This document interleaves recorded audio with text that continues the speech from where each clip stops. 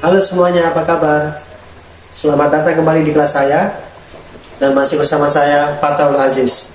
Dan pada mata kuliah kali ini kita akan mempelajari tentang sistem basis data atau penggunaan sistem basis data. Dan pada materi kuliah kali ini saya mendapatkan referensi dari Bu Mutia selaku dosen kita di Universitas Unigora yang tercinta ini.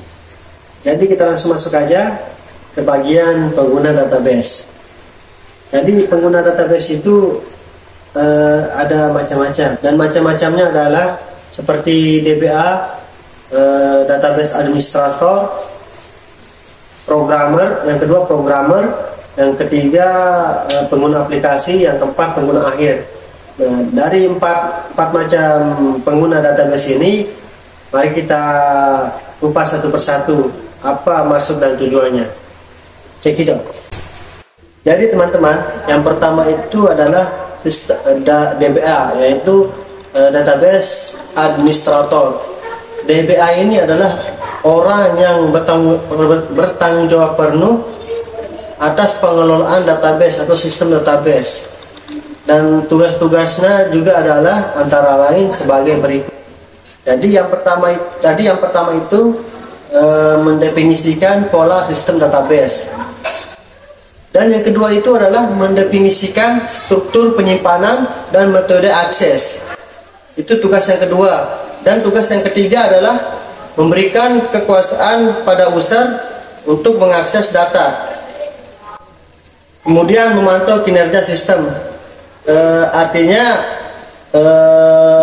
DBA ini mengontrol sistem basis data itu, bagaimana, apakah sudah bisa bekerja atau tidak, atau sudah mulai bekerja atau tidak sistemnya. Itu yang keempat. Tugas yang selanjutnya adalah menentukan keamanan data. Jadi DBA ini juga bertugas untuk menentukan keamanan data sistem database. Dari awal pembuatan sistem database ini, dia yang memegang kendali, apakah dia yang menentukan apakah sistem database ini aman atau tidak. Kalau dia bilang aman berarti bagus, kalau dia bilang tidak aman berarti ada yang perlu diperbaiki. Itu. Kemudian tugas yang terakhir adalah merencanakan backup data dan recovery. Jadi tugas yang terakhir ini bisa dibilang DBA ini mencatat atau membackup data-data yang masuk maupun yang keluar, mana yang perlu dihilangkan, mana yang perlu didiamkan. Itu menentukan, merencanakan backup data dan recovery. Tahap selanjutnya adalah programmer. Jadi programmer ini orang yang berpengaruh juga terhadap sistem basis data selain DBA. Setelah DBA melakukan tugasnya, data-data sistem database itu kemudian diserahkan kepada programmer untuk membuatkan aplikasinya. Jadi programmer ini tugasnya membuat aplikasi. Jadi saat programmer membuat aplikasi, dia itu membuat codingnya atau sedang mengerjakan coding. Jadi saat mengerjakan coding ini, programmer butuh database atau storan database dari si DBA tadi. Setelah si DBA menyerahkan databasenya ke programmer, maka dia akan menghubungkan codingan yang dia kerjakan itu dengan struktur database yang sudah di-store oleh si database tadi, supaya aplikasi yang dia buat itu sinkron dengan punyanya si DBA tadi gitu. Nah, jadi sampai sini semoga teman-teman semua paham ya. Paham lah, masa enggak. Selanjutnya adalah pengguna aplikasi. Jadi pengguna aplikasi ini adalah diibaratkan seorang admin atau sebuah admin, karena admin itu bukan hanya seorang, bisa saja sebuah robot ya. Admin itu bukan saja bisa dikerjakan oleh seorang manusia, bisa juga oleh sebuah robot. Jadi kita bisa menjadi admin, robot pun bisa menjadi admin. Intinya pengguna aplikasi ini adalah seorang admin ya. Admin ini juga mempunyai tugas, yaitu bisa menambahkan atau mengurangi beberapa hal yang ada di sistem database atau yang ada di aplikasi tersebut. Contohnya misal ini dalam aplikasi penjualan online. Dalam aplikasi penjualan online itu ada barang masuk, ada barang keluar. Nah, yang mengelolanya itu adalah si admin ini, yaitu si pengguna aplikasi itu, pengguna aplikasi itu.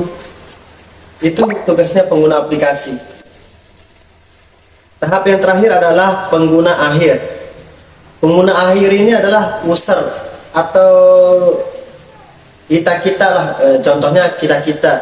Misal kalau kita punya aplikasi jual beli online seperti Tokopedia, Shopee, dan Gojek juga bisa, Grab. Nah, kita yang menggunakan aplikasi itu disebut pengguna akhir.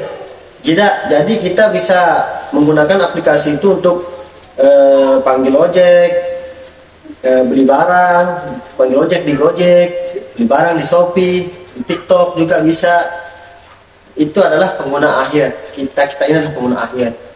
Jadi begitulah tahap-tahap pembuatan sistem basis data, mulai dari DBA, programmer, pengguna aplikasi, dan pengguna akhir. Jadi keempat elemen ini adalah orang-orang yang berpengaruh dalam sistem basis data. Tidak bisa hanya salah satu yang bekerja atau yang berfungsi. Keempat elemen ini harus saling berhubungan atau berterkaitan, saling berhubungan lah. Jadi saling bekerja sama. Mulai dari DBA membuat struktur sistem data. Kemudian setelah dia buat strukturnya, diserahkanlah pada programmer. Nah, programmer mengcoding atau membuat sebuah aplikasi. Aplikasi ini akan diserahkan kemudian ke pengguna aplikasi atau seorang admin. Nah, seorang admin ini setelah dia cek aplikasinya aman, barulah dia promosikan atau dipublik ke pengguna akhir, kepada pengguna sosial media atau pengguna jasa aplikasi tersebut. Itulah beberapa tahap sistem database. Atas kekeliruan dan kehilapan, kami mohon maaf. Terima kasih atas waktunya. Semoga ilmu yang kami sampaikan ini bermanfaat untuk kita semua.